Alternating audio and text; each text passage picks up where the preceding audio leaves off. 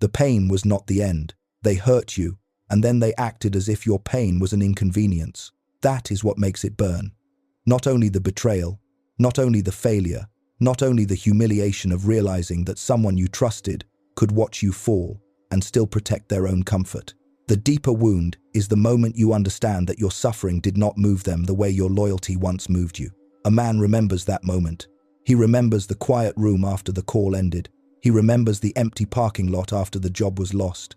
He remembers the message that arrived too late, too cold, too clean. He remembers the friend who had nothing to say when life stopped making him useful. He remembers the woman who looked at him as if his pain were proof that he was no longer the man she wanted to stand beside. And in that silence, something dangerous begins. Most men think pain is the thing that destroys them. But Machiavelli would have seen it differently.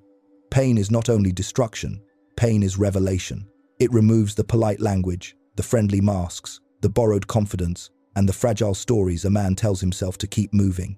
Pain shows him what his comfort was hiding. It shows him who was loyal to him and who was loyal to the benefits of being near him. It shows him where he talked too much. It shows him where he trusted too fast. It shows him where his need to be chosen made him ignore facts he already knew. That is why the first lesson is brutal. Pain does not turn into power because you survived it. Many men survive pain and become smaller. They become bitter, suspicious, loud, defensive, and proud of how unreachable they have become. They call it strength because nobody can touch them. But being unreachable is not the same as being powerful. Sometimes it only means fear has built better walls. Power begins when a man stops asking pain to comfort him and starts forcing pain to teach him. This is the moment most men avoid. They want the comeback without the autopsy. They want the crown without studying the wound. They want to become dangerous without admitting how easily they were once moved. But the man who refuses to examine what broke him will keep handing different people the same weapon. So he must ask colder questions. What did this reveal about my judgment? What did I ignore because I wanted the story to remain beautiful? Who had access to my plans before they had earned my trust? What did I call loyalty when it was only familiarity? What did I call love when it was really dependency? What did I call patience when it was fear of losing someone? These questions do not feel like healing. They feel like being cut open again. But this time, the knife is in your hand. The ordinary man says, "Look what they did to me." The strategic man says, "Look what this exposed." That difference is the first gate between pain and power. One man stays inside the story as a victim. The other becomes a reader of the story. He studies motives, incentives, patterns, timing, access, weakness, and his own hunger for validation. This is where pain becomes intelligence. A betrayal is not only a wound, it is data. A failure is not only embarrassment, it is feedback. A rejection is not only loss, it is a mirror. It shows the man where he had placed too much of his identity in another person's response. And this is the first place where the idea of a king becomes real. A king is not a man who was never wounded. That is childish fantasy. A king is a man who does not let the wound sit on the throne. He may bleed, he may grieve, he may spend a season walking through humiliation with no one watching, but he does not surrender authorship of his life to the thing that hurt him. The wound was real, but it never deserved the crown. This is where the strongest transformation begins. Not with revenge, not with a public declaration, not with a performance of being healed. It begins with cold observation. The man looks at the ruins and refuses to lie about them. He sees the broken trust. He sees the false friends. He sees the weakness in his own gates. He sees the way he explained away disrespect because the truth would have forced him to act. That sight is painful, but it is also freedom, because once a man sees clearly, he can stop repeating blindly. He can stop confusing intensity with loyalty. He can stop giving sacred information to temporary people. He can stop believing that everyone who stands near him deserves a place inside him. He can stop calling every emotional attachment a destiny. This is the first Machiavellian law of pain. Do not waste the wound. If it must hurt, make it instruct. If it must take something, make it reveal something. If it must burn the old version of you, study the ashes before you rebuild. Otherwise, pain will only make you older, not wiser. And many men become older without becoming sharper. They carry the same wound for years, only changing the names attached to it. They call it experience, they call it standards, they call it being real. But inside, they are still reacting to the same humiliation. still negotiating with the same fear, still trying to be seen by people who should no longer matter. That is not power. Power is the day a man stops needing the past to explain him. He still remembers, he still learns, he still carries the lesson. But he no longer kneels before the wound, as if it is his king. He stands above it, reads it, extracts what is useful, and leaves the rest behind. Pain entered as an enemy, but if he is disciplined enough, it leaves as a teacher. Silence is the first crown. After pain, the weakest part of a man wants to explain everything. He wants to tell the story. He wants people to know what really happened. He wants the person who hurt him to admit the damage. He wants the room to understand that he was not weak, not foolish, not replaceable, not the version of him they now describe when he is absent. That desire feels human, but it is dangerous, because when pain makes a man loud, pain is still commanding him. Machiavelli understood the value of information better than most men understand the value of money. Every word gives position. Every reaction gives direction. Every emotional explanation tells the world what still has access to your nervous system. The man who speaks too soon after being wounded often reveals the map of his own control. He tells people what still hurts.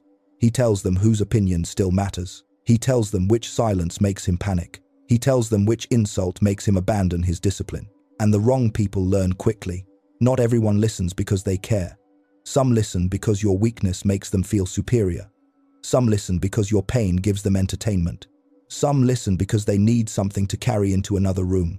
Some listen because knowing where you are wounded gives them power over how to approach you later. This is why silence is the first crown. Not silence as avoidance. Not the childish silence of a man who hopes someone will chase him.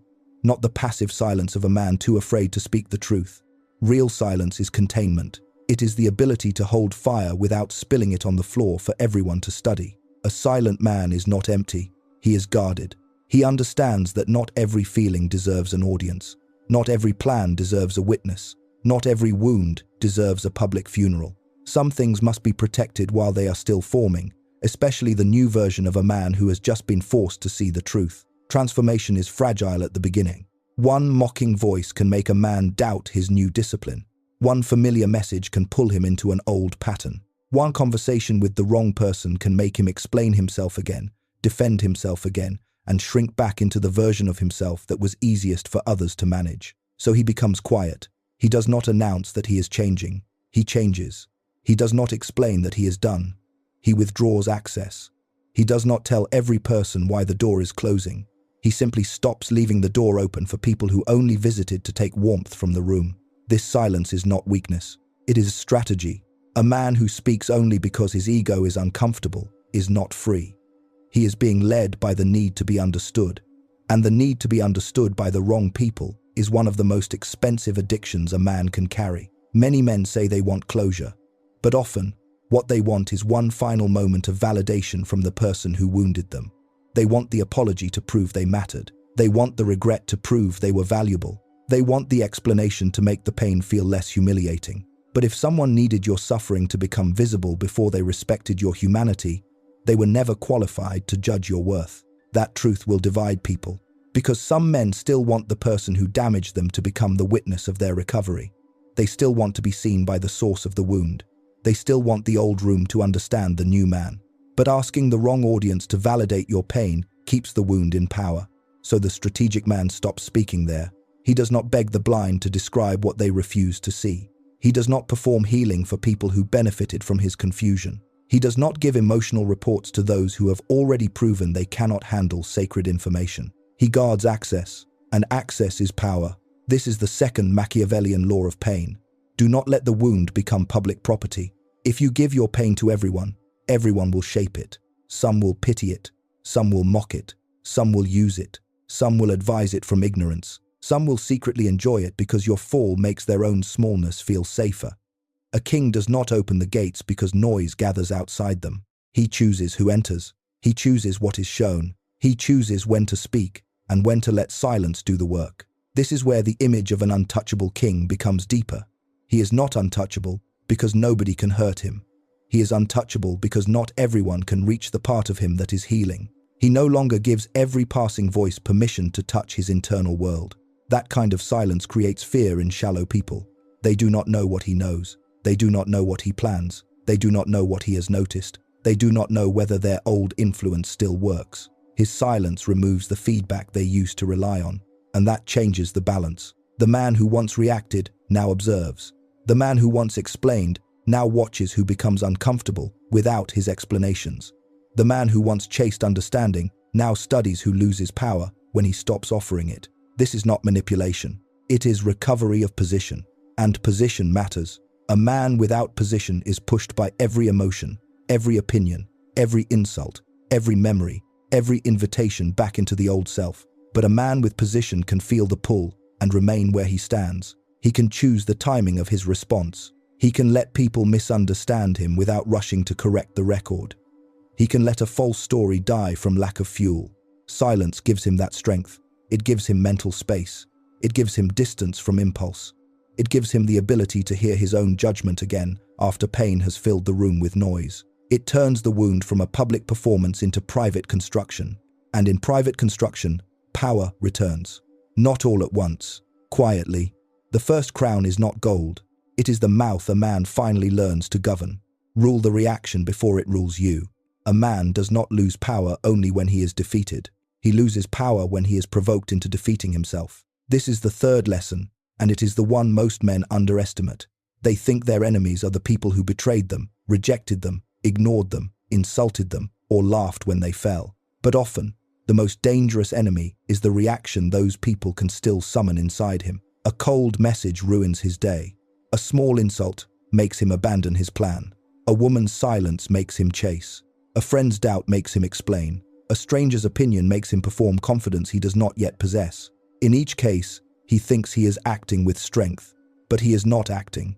He is being moved. The man who can be provoked can be positioned. That is a hard sentence, because it turns the battlefield inward. It says the true problem is not only what they did, it is also what their actions can still make you do. If another person can make you step out of character, waste your focus, betray your standards, or rush into a decision just to relieve psychological tension, then they have found a gate in your kingdom. Machiavelli would not ignore that gate. He would study it. He would ask what incentive the other person has to provoke you. He would ask what emotional weakness makes the provocation work. He would ask what information you reveal every time you react. Then he would close the opening, not with drama, but with discipline.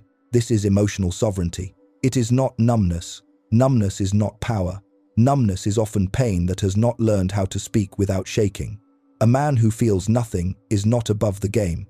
He may simply be disconnected from himself. Real power is different. Real power is feeling anger without letting anger choose the words. Feeling humiliation without rushing to repair the image. Feeling jealousy without turning it into control. Feeling fear without giving fear the pen that writes the future. This is where pain becomes training. Every wound shows you a trigger. Every trigger shows you a place where you are still governable. The man who understands this stops bragging about how much he can endure and starts asking what still makes him lose command. Is it disrespect?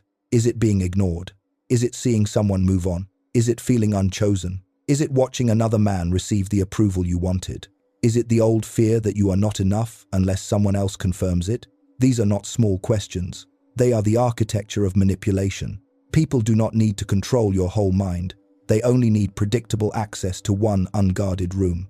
If they know which word makes you explode, they can make you look unstable. If they know which silence makes you chase, they can make you abandon your dignity. If they know which praise makes you too available, they can buy your loyalty cheaply. That is why self-control is not a moral slogan.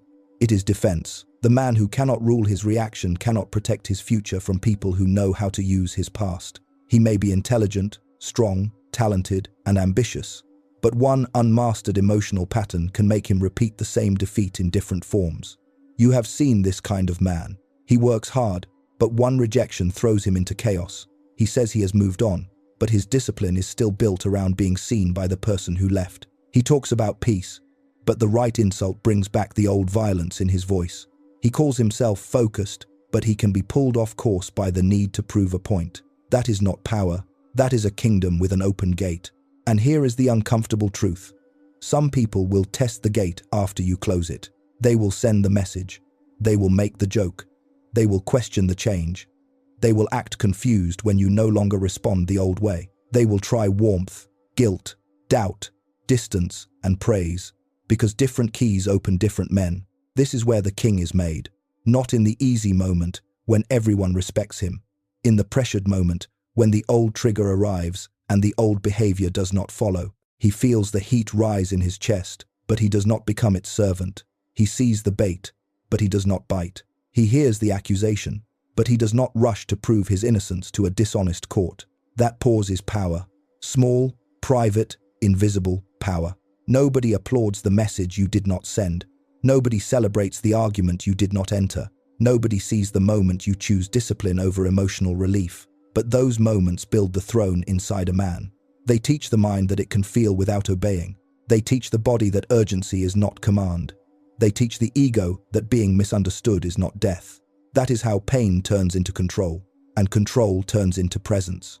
A controlled man changes the temperature of a room because he is not leaking himself into it. He is not cold for effect. He is contained. He listens longer. He speaks less. He lets other people reveal themselves. He does not need to win every exchange, because he is not so poor inside that every conversation must feed him. This kind of man becomes hard to read, hard to bait, hard to move, and the people who once controlled him begin to feel it. They may not have language for it, but they know the old handles are gone. The insult does not land the same way. The silence does not pull him forward. The flattery does not open him. The guilt does not make him surrender access. He has become less available to manipulation, not because he hates the world, because he finally governs himself. This is the third Machiavellian law of pain. Before you rule anything outside you, rule the reaction inside you. The first kingdom is not money. It is not status. It is not the respect of others. The first kingdom is the space between what you feel and what you do next. A man who rules that space becomes dangerous in the quietest way. Choose your court and hide your move. A king who cannot choose his court will lose his kingdom. This is true in politics, friendship, business, love, and every private room where a man gives people access to his future. Most men think their circle is just company. It is not. Your circle is the climate in which your identity grows. It determines what feels normal, what feels possible, what feels embarrassing, what feels too ambitious, and what version of you gets rewarded. That is why the fourth lesson begins with access. Who gets near you after pain? Who gets to hear the plan? Who gets to see the unfinished version? Who gets to speak into your uncertainty? These questions decide more than most men admit. Some people are loyal to your weakness because your weakness gives them a role. They know how to comfort you when you are broken, but they do not know how to stand beside you when you become stronger. They love being needed. They do not love being outgrown. When your discipline rises, their comfort becomes threatened. So they pull you back, not always with cruelty, sometimes with jokes, sometimes with nostalgia, sometimes with concern that carries a hidden insult, sometimes with reminders of who you used to be, sometimes with the old nickname, the old memory, the old guilt, the old version of you they could manage. This is how the wrong court destroys a king quietly. It does not storm the castle. It keeps inviting the old self back to dinner. A man must learn the difference between people who love him and people who love their position in his weakness. That distinction is painful because it may involve people who have been close for years. But history is not proof of alignment. Familiarity is not proof of loyalty. Shared memories do not guarantee a shared future. Some people have been near you for a long time only because your standards stayed low for a long time. That sentence will offend people who use loyalty as a demand for permanent access. But a man who cannot remove access cannot protect his future. Machiavellian discernment is not paranoia. It is not calling everyone toxic. It is not pretending you need no one. A man who needs no one is often still ruled by the fear of needing the wrong person again. Real discernment is more precise. It asks what a relationship repeatedly produces. Does this person make you sharper or smaller? Do you leave clearer or more confused? Can they challenge your weakness without competing with your growth? Can they celebrate your rise without dragging your past into the room? Do they respect your silence, or do they demand information to feel important? This is not cruelty, it is governance. A king does not hate everyone outside the wall. He simply understands why walls exist. And once the court is chosen, the next move must be hidden. Because after pain, many men want a comeback. But they want it too visible. They want the woman who left to regret it. They want the friends who doubted them to watch. They want the old room to understand that they were wrong. They want the transformation to be witnessed by the same eyes that once made them feel small. That desire is human. but it is still a chain. A comeback that needs an audience is still controlled by the wound. This is where many men mistake performance for power. They announce discipline before they have built it. They speak about the new version before the old habits are dead. They post the ambition before it has a structure. They tell the plan to people who cannot help them build and might quietly enjoy watching it fail. Then doubt enters. A joke enters. A small criticism enters. A delayed result enters. And because the new identity was exposed too early, it begins to die under the weight of other people's opinions. A seed does not need applause. It needs protection. So hide the move. Build privately. Correct privately. Train privately. Study privately. Fail privately when you can. Let the foundation harden before the world steps on it. Do not use your future as a message to your past. Do not keep showing the wound that you are finally becoming something. The wound is not your audience. The old room is not your judge. The people who doubted you are not the board of approval for your next life. Machiavellian patience is not waiting because you are weak. It is waiting because timing is power. The right move too early becomes the wrong move. A plan revealed too soon becomes vulnerable. A transformation performed too early becomes entertainment for people who never earned the right to witness the process. Most men move because discomfort demands relief. The strategic man moves when position is ready. This is the difference between urgency and timing. Urgency belongs to the wound. Timing belongs to the king. Urgency says, make them see. Timing says, let the result become undeniable. Urgency says, explain now. Timing says, proof will speak later. Urgency says, react. Timing says, observe the board. And the board always reveals more to the man who can wait. He sees who becomes uncomfortable with his silence. He sees who asks too many questions about plans they do not support. He sees who returns only when his energy rises. He sees who respects his boundaries and who only respected his availability. Waiting gathers information. Noise gives it away. This is the fourth Machiavellian law of pain. Protect the court, hide the move, and let timing do what emotion cannot. A king does not build for applause. He builds because the kingdom is his responsibility. And by the time others see the walls, the gates are already closed. Burn the identity and keep the crown. The final enemy is not the person who hurt you. It is the identity that formed around the wound. This is where most men stop too early. They survive the pain. They become quieter. They control their reactions. They remove the wrong people. They build in silence. From the outside, they look stronger. They may even look dangerous. But inside, the old wound still sits on the throne, choosing the direction of their life. A man can be disciplined and still be ruled by humiliation. He can be successful and still be arguing with the people who doubted him. He can be silent and still be waiting for someone to notice his absence. He can be cold and still be deeply controlled by the fear of being hurt again. This is not freedom. It is a decorated prison. Pain can give a man fire. At first, that fire may be useful. It gets him moving. It wakes him up. It makes him train, work, study, withdraw, build, and stop wasting himself on people who made weakness feel familiar.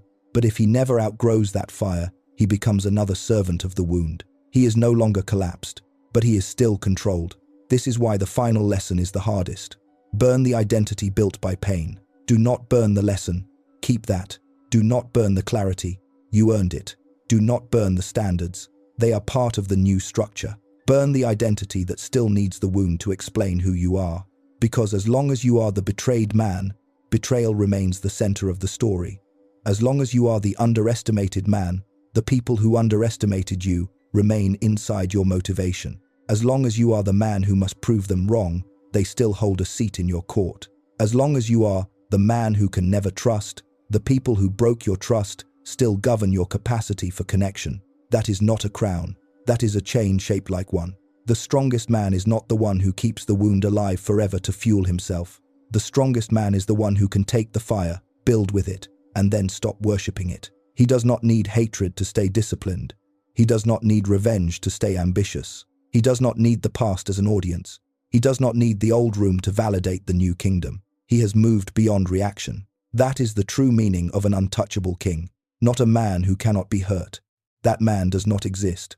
Love can hurt him. Loss can hurt him. Betrayal can hurt him. Failure can humble him.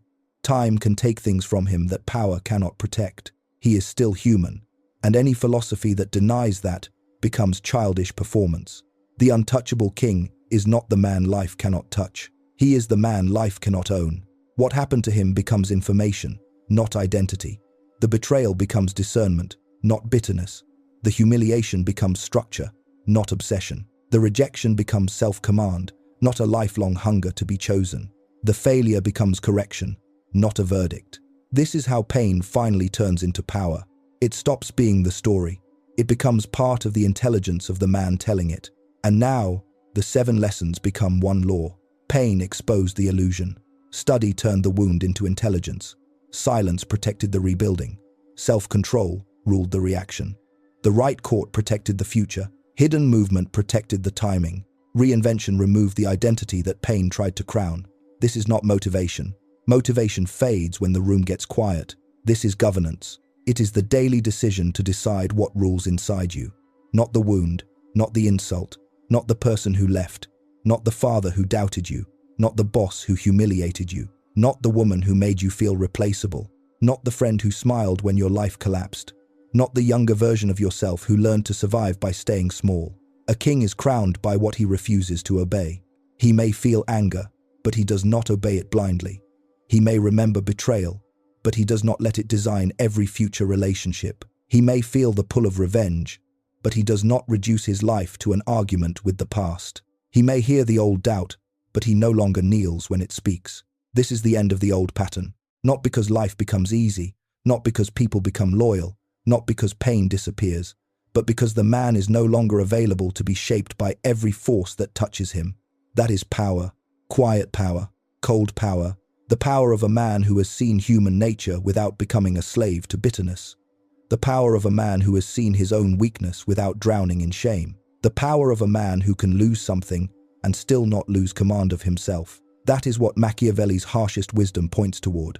Not cruelty for its own sake. Clarity, not manipulation. Governance, not becoming heartless. Becoming impossible to rule through your wounds. So, if pain has entered your life, do not waste it. Do not perform it. Do not build a shrine around it. Do not turn it into an excuse to become smaller, colder, or less alive. Study it, contain it, govern it, build from it, then release the identity that needed it. The wound was real, but the crown was never its.